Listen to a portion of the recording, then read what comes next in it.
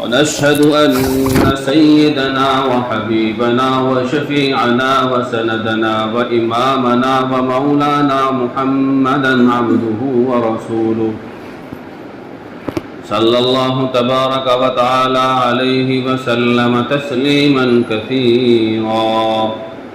أما بعد فأعوذ بالله السميع العليم من الشيطان الرجيم. بسم الله الرحمن الرحيم. يا أيها الذين آمنوا إذا قمتم إلى الصلاة فاغسلوا وجوهكم وأيديكم إلى المرافق وامسحوا برؤوسكم وأرجلكم إلى الكعبين وإن كنتم جنبا فاطهروا.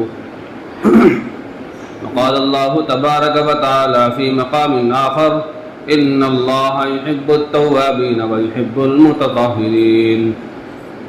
وقال النبي صلى الله عليه وسلم: الطهور شطر الإيمان، أو كما قال عليه الصلاة والسلام.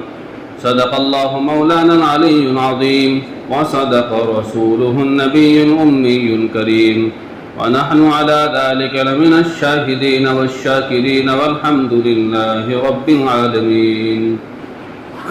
درود شریف. اللهم صل على سيدنا مولانا محمد وعلى آل سيدنا مولانا محمد وبارك وسلم.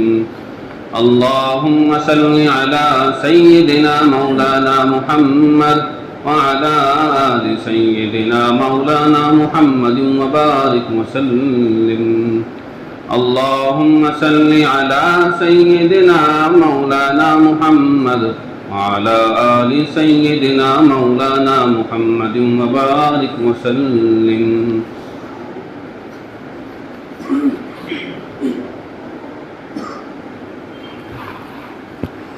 محترم بزرگوں، نوجوانوں، عزیز بچوں،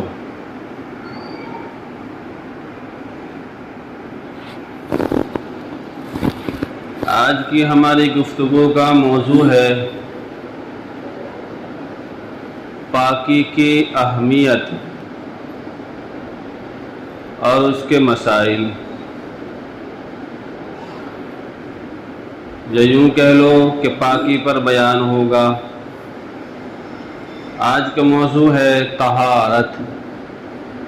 طہارت کہتے ہیں پاکی کو.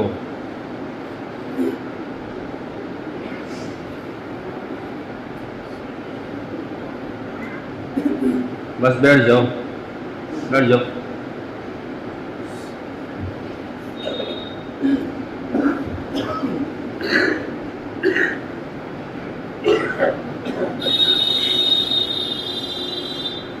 مذہب اسلام وہ خوبصورت مذہب ہے جس نے ہر اپنے ماننے والوں کی ہر صورت میں، ہر حال میں، ہر مقام پر رہبری اور رہنمائی کی ہے.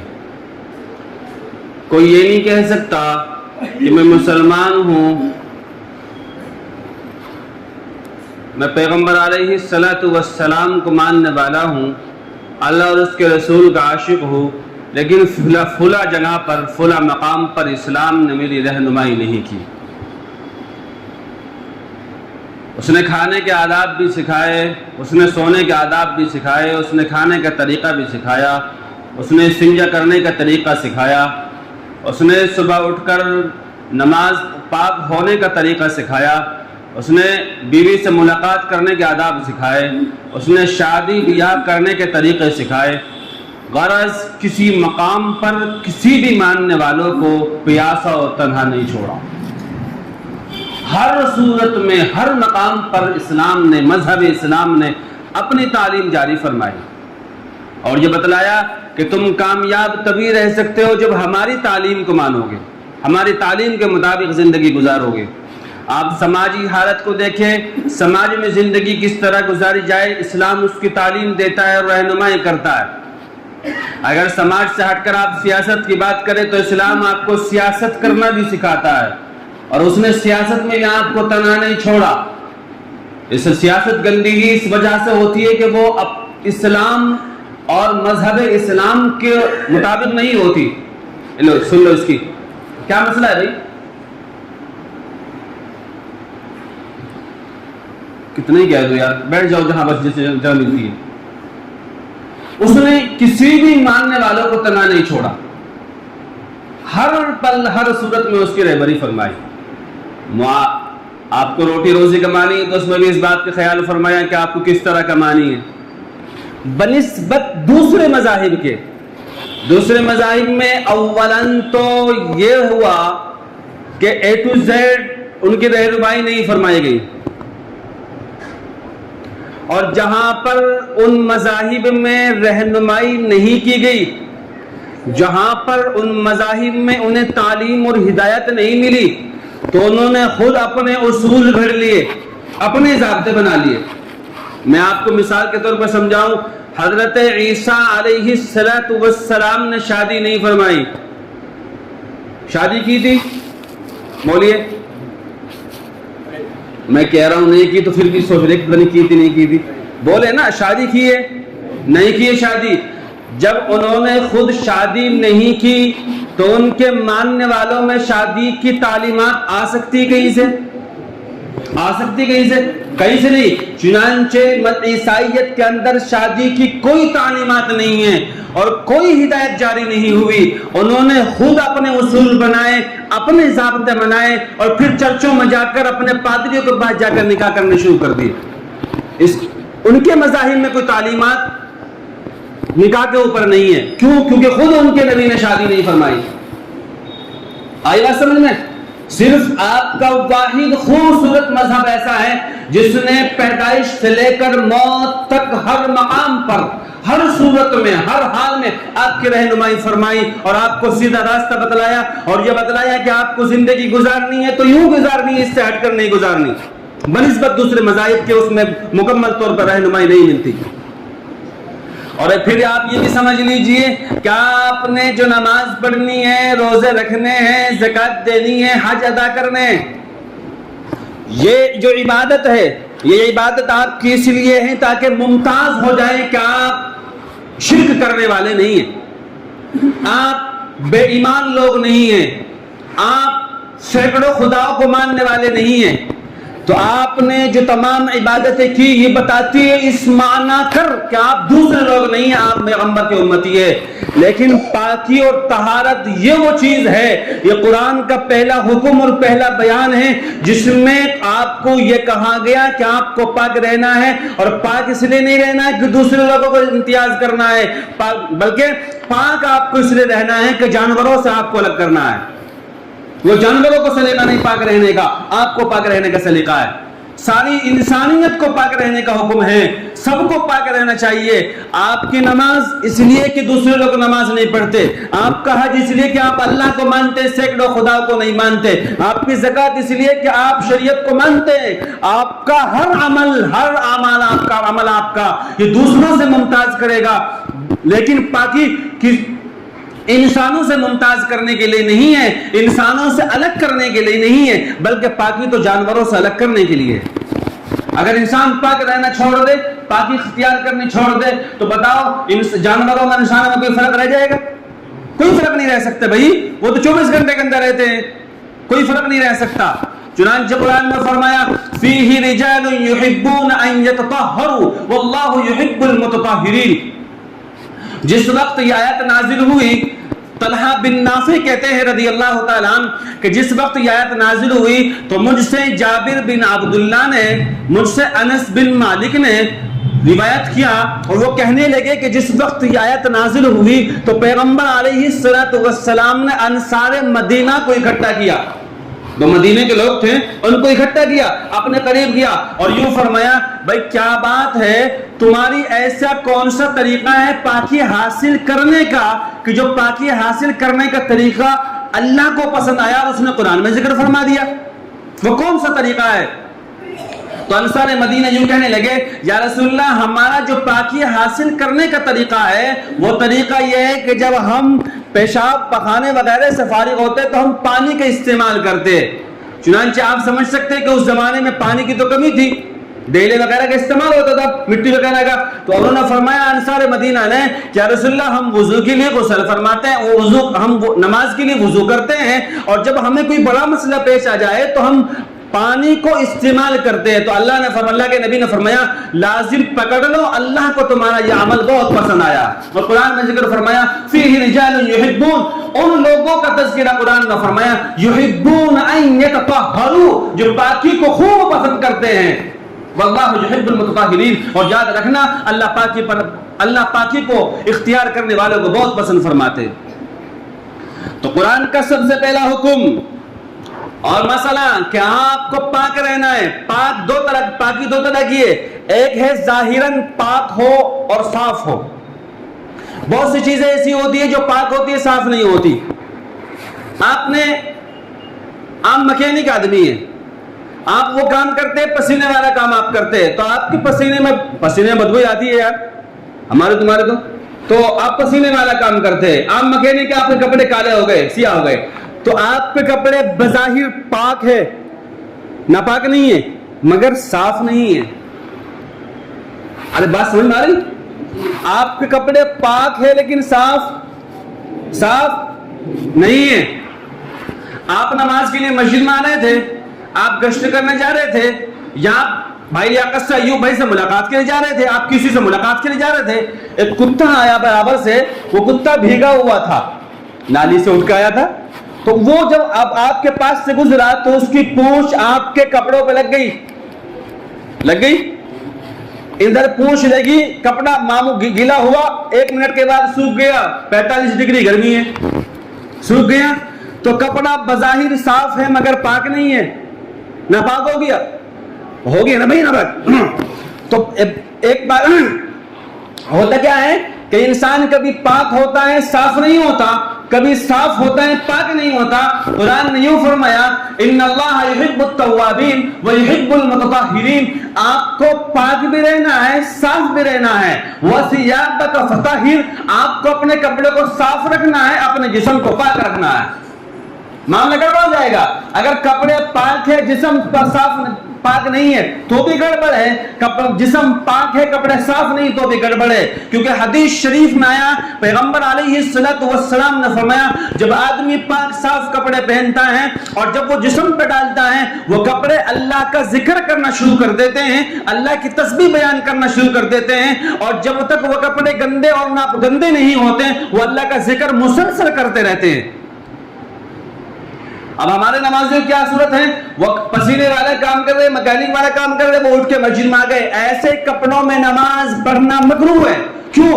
کیونکہ وہ کپڑے جب تک صاف تھے اور پاک تھے وہ اللہ کا ذکر کر رہے تھے, اور آپ بھی مسجد میں ذکر کرنے آئے تھے. اب آپ نماز تو پڑھ رہے ہیں مگر آپ ذکر کر رہے ہیں, آپ کے کپڑے ذکر نہیں کر رہے ہیں. اس لیے فقہ نے لکھا ہے کہ ایسے کپڑوں میں نماز پڑھنا جو خراب ہو چکے ہوں, یا پسینے کی بو آ رہی ہوں, یا اس پہ سیاہی لگی ہوئی ہو, یا ایسے کپڑے پہن کر مسجد میں آنا کہ جن کپڑوں کو پہن کر آپ کسی فنکشن میں نہیں جا سکتے, کسی ولیمے میں شرکت نہیں فرما سکتے, کسی ولیمے میں نہیں جا سکتے, کوئی میٹنگ اٹینڈ آپ نہیں کر سکتے. جب آپ کوئی میٹنگ اٹینڈ نہیں کر سکتے, ولیمے میں نہیں جا سکتے, نکاح میں نہیں جا سکتے, دعوت خانے نہیں جا سکتے, تو تمہیں اللہ کا درباری چھوٹا نظر آیا, تم وہاں آ گئے نماز پڑھنے کے لیے. فقہ نے لکھا کہ نماز مکروہ ہوگی, آپ کی صاف ستھری نماز نہیں ہوگی. اور مکروہ کو آپ یوں سمجھ لیں کہ شاندار اعلیٰ قسم کا کھانا پکا ہوا ہے مگر اس میں نمک نہیں ہے, تو کیا کریں گے؟ مزہ خراب ہو گیا نا مزہ خراب. شاندار اعلیٰ قسم کے پکوان ہے لیکن اس میں نمک نہیں ہے. اور اگر افطار کا وقت ہو, رمضان کا وقت ہو اور نمک نہ ہو پکوڑیوں میں, تو پھر لڑائی ہو جاتی ہے. بیگم تم نے بھول گئی نمک ڈالنا, پورے دن سے روزہ رکھے ہوئے تو تم نے پکوڑی نہیں دی بغیر نمک کی, تو لڑائی بھی ہو جاتی ہے, تو مکروہ ہو جاتی ہے, یعنی اس کا مزہ خراب ہو جاتا ہے.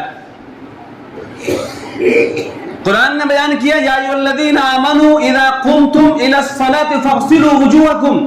جب انسان پیدا ہوتا ہے موت تک تمام مسائل بیان کیے شریعت مطہرہ نے. قرآن نے کہا یا ایھا الذین آمنوا اذا قمتم, اے ایمان والو, اور گوگل پر جتنے لوگ یہاں بیٹھے ہوئے سارے لوگ یہاں ایمان والے ہیں, اے ایمان والو اذا قمتم الی الصلاۃ فاغسلوا وجوہکم, جب تم نماز پڑھنے کا ارادہ کرو, فاغسلوا وجوہکم, اپنے چہرے کو دھو لو. وَأَيْدِيَكُمْ إِلَى الْمَرَافِقِ، مرافق کہتے کونیوں کو، اپنے ہاتھوں کو کونیوں تک دھو لو. وَامْسَحُوا بِرُؤُوسِكُمْ، اپنے سر کا مسح کر لو. وَأَرْجُلَكُمْ إِلَى الْكَعْبَيْنِ، اپنے پیروں کو دھو دو. یہ سنت ہے یا فرض ہے وضو کی؟ یہ 4 فرض ہے وضو میں. نمبر 1 آپ کو کیا کرنا ہے؟ چہرہ دھونا ہے. نمبر 2 کونے تک ہاتھ دھونے. نمبر 3 چوتھائی سر کا مسح کرنا ہے. نمبر 4 آپ کو پیروں کو دھونے ہیں. جب تک آپ نماز سے پہلے پاکی کا بیان ہے، آپ نماز پڑھنا اگر چاہتے ہیں تو پہلے پاک ہوگا ہی. اگر آپ پاک نہیں تو آپ کی نماز بھی نہیں ہوگی. تو بیان کیا کہ وضو آپ اگر نماز پڑھنا چاہتے ہیں تو پاکی حاصل کر کے آئے، اور یہ پاکی تب ہے جب چھوٹی ناپاکی آپ کو حاصل ہو. آپ پاک صاف ہو، بالکل آپ کو ری خارج ہو گئی، آپ نے استنجا کر لیا، تو شریعت نے آپ کو حکم دیا آپ نماز پڑھنا چاہتے ہیں تو آپ کیا کریں؟ چہرہ دھو لے، دونوں ہاتھ دھو لے کونیوں تک، مسح کر لے اور پیر دھو لے. یہ فرض ہے. ان فرضوں کو ادا کرنے کے بعد آپ کیا ہے؟ آپ کی نماز ہو جائے گی. لیکن یہ فرض ادا کرنے سے نماز ہوئی ہے. اگر آپ کامل نماز چاہتے ہیں، اگر آپ مکمل نماز چاہتے ہیں، اور آپ ایسی نماز چاہتے ہیں کہ فجر کی پڑھنے کے بعد جب ظہر کی پڑھنا ہے تو فجر سے ظہر تک کے جتنے گناہ صغیرہ ہوئے وہ سارے کے سارے ختم ہو جائے، تو پھر آپ کو وضو تو کرنا ہے 4 فرضوں کے ساتھ، مگر پھر آپ کو سنتوں کو بھی خیال کرنا ہے. سنت والا وضو آپ کو کرنا ہے. اب یہ تو ہو گیا ان کو.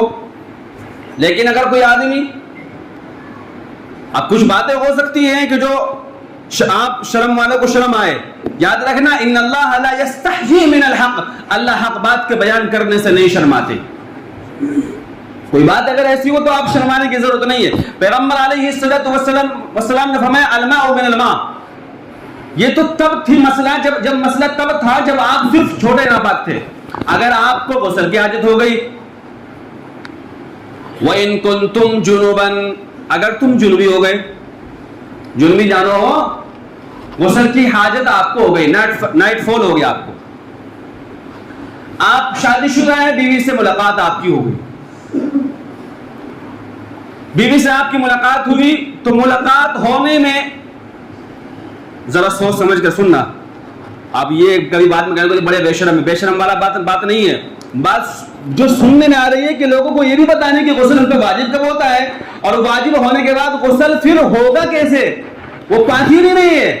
ان کو یہ پتا نہیں کہ غسل ان پر فرض ہے نہیں ہے. اگر فرض ہے تو ان کو غسل کے فرائض تک پتا نہیں، پاک ہونے کا طریقہ انہیں پتا نہیں. آپ شادی شدہ ہے، شادی ہونے کے بعد میں آپ بیوی سے ملاقات کر رہے ہیں. بیوی سے ملاقات کرنے پر آپ پر کیا ملاقات کرتے ہی فوراً غسل واجب ہو جائے گا، غسل فرض ہو جائے گا؟ تو یاد رکھنا یوں اس طرح ملاقات کرنے سے اگر شرمگاہ آپس میں ملاقات کر لے تو غسل فرض ہو جاتا ہے، ڈسچارج آدمی ہو یا نہ ہو. جب یوں کرنے سے فرض ہو گیا تو بقیہ سارے کام کرنے سے غسل فرض ہو گیا. اب آپ کو نیٹ فال ہوا یا آپ نے بیوی سے ملاقات کی، آپ پر غسل یا کوئی اور مسئلہ آپ کے سامنے پیش آیا، وہ مسئلہ ایسا پیش آیا کہ آپ کو منی خارج ہو گئی. ایک ہے مزی، ایک ہے ودی، ایک ہے منی.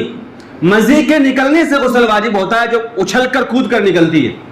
اب آپ کیا ہے، آپ نے ملاقات کی، آپ پر غسل فرض ہو گیا. غسل فرض ہونے کے بعد میں اب غسل آپ کو کیسے کرنا ہے؟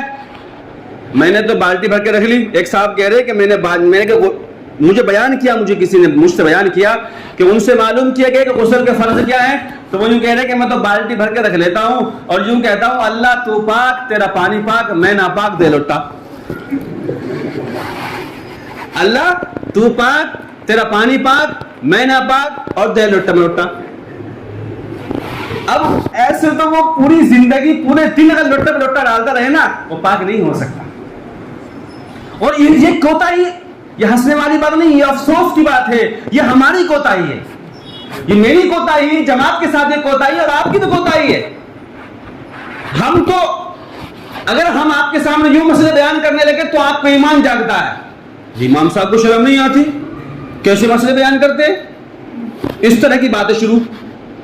آپ اتنے شرمیلا آدمی ہیں، آپ کو مسئلے پوچھنے نہیں ہیں. آپ کہتے نہیں کہ یہ مفتی صاحب.